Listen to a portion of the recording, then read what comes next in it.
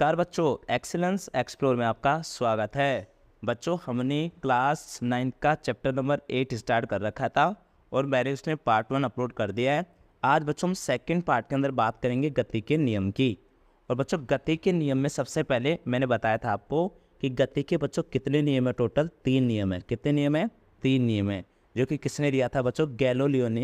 Galileo ने अपने प्रयोगों के प्रेक्षण से निष्कर्ष निकाला था कि अगर कोई वस्तु गतिशील वस्तु है तो गतिशील अवस्था में रहेगी, और अगर कोई वस्तु स्थिर अवस्था में है तो स्थिर अवस्था में रहेगी, जब तक कोई बाह्य असंतुलित बल उस पर कोई कार्य ना करे। तो हम बात करते हैं न्यूटन के गति के पहले नियम की। और न्यूटन के गति के पहले नियम का दूसरा नाम होता है बच्चों जड़त्व का नियम। न्यूटन का गति का पहला नियम को क्या कहते हैं बच्चों? हम लोग जड़त्व का नियम कहते हैं। कौन सा नियम कहते हैं बच्चों? जड़त्व का नियम। अगर न्यूटन की गति के प्रथम नियम के अनुसार अगर कोई वस्तु अपनी विराम अवस्था में है या फिर एक समान रेखीय गति यानी कि गति अवस्था में है, और वो तब तक बनी रहेगी जब तक उस पर कोई बाह्य असंतुलित बल कार्य ना करे। इसी को बच्चों हम क्या कहते हैं? न्यूटन की गति का पहला नियम। जैसे बच्चों आप बात करेंगे यहाँ पे एक्सप्लेनेशन की, जहाँ पे लिखा है अगर कोई वस्तु विराम अवस्था में है तो वो वस्तु तब तक विराम अवस्था में रहेगी जब तक कि कोई बाह्य बल उसको गति प्रदान नहीं कर देता। इसी प्रकार बच्चों अगर कोई वस्तु गतिशील है तो वह वस्तु गतिशील रहेगी जब तक कि उस पर कोई बाह्य बल उसको रोक नहीं देता। इसका मतलब क्या हुआ बच्चों? कि सभी वस्तु अपनी विद्यमान अवस्था में किसी परिवर्तन का क्या करती है बच्चों? विरोध करती हैं। किसी भी अवस्था में परिवर्तन सिर्फ बाह्य बल से ही किया जा सकता है। इसका मतलब सपोज करो अगर ये वस्तु यहाँ पे रखी हुई है, अगर आप इसकी अवस्था में परिवर्तन करना चाहते हो, इस वस्तु को खिसकाना चाहते हो यहाँ पे, तो बच्चों यहाँ पे हमें एक्सटर्नल फोर्स अप्लाई करना पड़ेगा, यानी कि बाह्य बल ही है जिसके द्वारा इस वस्तु की क्या हो सकती है बच्चों? अवस्था में परिवर्तन आ सकता है। जैसे बच्चों आपने देखा होगा कुछ नियम, जैसे हम बस में खड़े रहते हैं, जब जब सबसे पहले फर्स्ट एग्जांपल देखो बच्चों यहाँ पे कि अगर एक व्यक्ति अगर बस में खड़ा है और अचानक बस चलने लगी तो वह व्यक्ति पीछे की तरफ गिरेगा, क्योंकि बस और वह व्यक्ति दोनों ही कौन सी अवस्था में है बच्चों? विराम अवस्था में है। दोबारा सुनो, अगर बच्चों कोई बस खड़ी है, रुकी हुई है, बस चल नहीं रही है, बस क्या है? रुकी हुई है, और उसके अंदर कोई व्यक्ति बैठा है, वो भी क्या हुआ है? रुका हुआ है। अब जैसे ही बच्चों ये व्यक्ति दोनों ही कौन सी अवस्था में आ गए? व्यक्ति भी और बस भी दोनों कौन सी अवस्था में है बच्चों? विराम अवस्था में है। बस के चलने से व्यक्ति के पैर तो गति में आ गए, परंतु शरीर का जो अतिरिक्त भाग है वो विराम अवस्था में हो रह गया, और इसी कारण व्यक्ति पीछे की तरफ क्या होता है बच्चों? गिर जाता है। जैसे सपोज करो बच्चों ये बस है, बस क्या है? रुकी हुई है, बस के अंदर कोई व्यक्ति खड़ा है, ये भी क्या है? रुका हुआ है। लेकिन जैसे ये बस स्टार्ट होगी तो ये जो व्यक्ति है बच्चों, ये इसके परिवर्तन का क्या करता है? विरोध करता है। इसलिए इसको क्या लगता है बच्चों? धक्का लगेगा किधर? पीछे की तरफ। और अगला पॉइंट बच्चों, अगर कोई व्यक्ति चलती बस में खड़ा है, यानी कि बस क्या है? मूविंग कंडीशन में है, और यहाँ पे बच्चों जो व्यक्ति है वो बस के साथ साथ कौन सी अवस्था में आ चुका है? गतिज अवस्था में आ चुका है। अगर कोई व्यक्ति चलती बस में खड़ा है और अचानक बस रुक जाए तो व्यक्ति कहाँ किस तरफ धक्के लगेगा बच्चों? आगे की तरफ गिरेगा।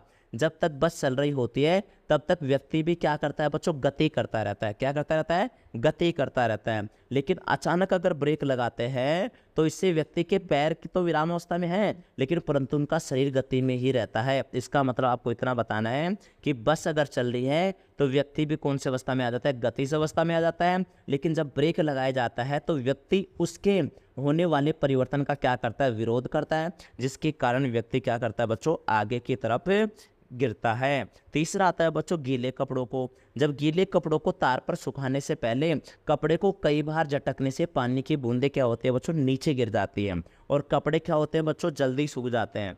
ऐसा इसलिए होता है क्योंकि कपड़े को झटकने से कपड़ा तो गति अवस्था में आ गया, लेकिन पानी की बूंदें विराम अवस्था में ही रहती हैं, और इसी वजह से कपड़ों से अलग हो जाते हैं और जमीन पर गिर जाती हैं। जैसे बच्चों एक कपड़ा है, कपड़े के अंदर पानी की बूंदें हैं, ये दोनों कौन सी अवस्था में? विराम अवस्था में। लेकिन कपड़े को आपने विराम अवस्था में नहीं, गतिज अवस्था में झटकाते हैं, तब कपड़ा कौन सी अवस्था में आ गया?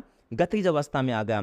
तो जब पानी की बूंदें गतिज अवस्था में नहीं आ पाती हैं, और जब तुम इसका परिवर्तन करोगे तो ये पानी की बूंदें क्या करेंगी? विरोध करेंगी, और इस कपड़े से क्या हो जाएंगी बच्चों, अलग हो जाएंगी और कपड़ा जल्दी सूख जाएगा।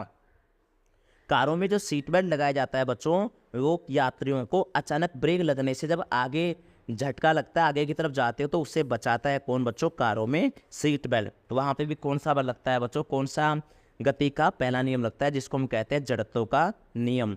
अब एक्चुअल में पूछा जाता है बच्चों, 1 नंबर की डेफिनेशन आई है आपके पास कि जड़त्व होता क्या है। तो बच्चों जो जड़त्व होता है एक वस्तु की वह प्रॉपर्टी होती है, वह गुण होता है जिसके कारण वह अपनी विराम अवस्था हो या फिर एक समान गति की अवस्था में हो, अगर उसके अंदर तुम परिवर्तन करोगे तो उसका क्या करेगा बच्चों, प्रतिरोध करता है, रेजिस्ट करता है। उसे हम क्या कहते हैं बच्चों, इसे हम जड़त्व कहते हैं। इस नियम को हम क्या कहते हैं, जड़त्व कहते हैं। इसका मतलब क्या बताया बच्चों, जड़त्व किसी वस्तु का वह गुण होता है जिसके कारण अगर वो विराम अवस्था में हो या गतिज अवस्था में हो, अगर तुम उस अवस्था में परिवर्तन करोगे तो क्या करेगा बच्चों, प्रतिरोध करेगा, विरोध करेगा। उसे हम क्या कहते हैं बच्चों, जड़त्व कहते हैं। वास्तव में द्रव्यमान क्या होता है बच्चों, किसी वस्तु के जड़त्व का माप होता है। तो अगर तुमसे पूछे जड़त्व की माप क्या होती है बच्चों, द्रव्यमान होती है, जिसको इंग्लिश में हम क्या कहते हैं बच्चों, मास कहते हैं। क्या कहते हैं, मास। और मास का जो यूनिट होता है बच्चों क्या होता है, केजी होता है। यदि किसी वस्तु का द्रव्यमान अधिक होता है तो उसका जड़त्व भी क्या होता है बच्चों, अधिक होता है। अर्थात हल्की वस्तुओं का भारी वस्तुओं से अधिक क्या होता है, जड़त्व। यानी कि हल्की वस्तु की अपेक्षा भारी वस्तुओं में क्या होता है, अधिक जड़त्व होता है। क्यों होता है, क्योंकि जिसके अंदर मास ज़्यादा है उसका जड़त्व भी क्या होता है बच्चों, ज़्यादा होता है। क्योंकि जो बच्चों जड़त्व की जो माप होती है वो क्या है बच्चों, तुम्हारी द्रव्यमान है। दूसरे शब्दों में कहें हम लोग तो अगर एक भारी वस्तु का द्रव्यमान अधिक होता है इसलिए जड़त्व भी क्या होता है, अधिक होता है। इसी कारण भारी वस्तु को खींचना और हिलाना कठिन होता है, ये ध्यान रखना बच्चों, ठीक है। तो यहाँ पे बच्चों कौन सा नियम था, जड़त्व का नियम था, गति का पहला नियम था। दोबारा देखो बच्चों, न्यूटन के गति के नियम का दूसरा नाम क्या है बच्चों, जड़त्व का नियम। न्यूटन के गति के प्रथम नियम के अनुसार अगर कोई वस्तु अपनी विराम अवस्था में हो या फिर एक समान रेखिक गति की अवस्था में हो, वह तब तक बनी रहेगी जब तक कि उस पर कोई बाह्य असंतुलित बल आरोपित ना हो या कार्य ना करे। इसका मतलब अगर कोई वस्तु विराम अवस्था में है तो विराम अवस्था में ही रहेगी जब तक उस पर तुम बाह्य बल उसको गति प्रदान ना कर दे। अगर कोई वस्तु गतिशील अवस्था में है तो गतिशील में रहेगी जब तक कि उसके ऊपर कोई बाह्य बल लगे ना लगे, और अगर बाह्य बल लगा तो उसको रोक देगा तब तक। इसका मतलब अगर कोई वस्तु गतिशील है तो गतिशील रहेगी जब तक कोई बाह्य बल आरोपित ना हो। इसका मतलब हुआ वस्तु अपनी विद्यमान अवस्था में किसी परिवर्तन का क्या करती है, विरोध करती हैं। उदाहरण के लिए अगर बस में कोई व्यक्ति खड़ा है, बस रुकी हुई है और बस अचानक चलती है तो व्यक्ति को पीछे की तरफ धक्का लगता है, क्योंकि जब बस विराम अवस्था में होती है बच्चों तो व्यक्ति भी कौन सी अवस्था में आता है, विराम अवस्था में होता है। लेकिन जब कोई ड्राइवर गाड़ी चलाना स्टार्ट करता है तो वो उस व्यक्ति की अवस्था में परिवर्तन करता है और वो व्यक्ति उस परिवर्तन का क्या करेगा, विरोध करेगा। इसी कारण व्यक्ति को क्या लगता है बच्चों, धक्का लगता है। सेम टू सेम चलती हुई बस का आ जाएगा। गीले कपड़ों में भी क्या होता है बच्चों, गीले कपड़े को में क्या होता है, पानी की बूंदें दोनों विराम अवस्था में, लेकिन जब गीले कपड़े को हम झटकाते हैं तो क्या होता है बच्चों, हमने उस पानी की बूंदे में क्या कर दिया, परिवर्तन किया, तो विरोध करेगा और उससे क्या हो जाएगा बच्चों, अलग हो जाएगा।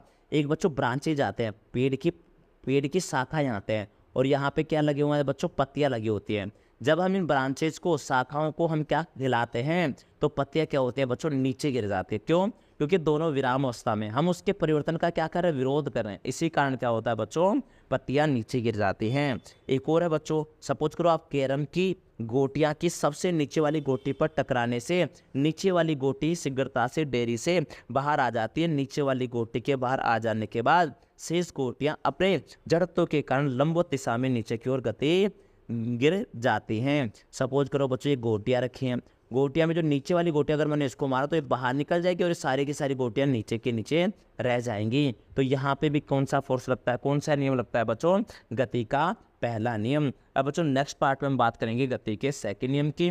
तो बच्चों आपको यहाँ पे गति का पहला नियम इजीली आपको समझ में आ गया होगा। Thank you.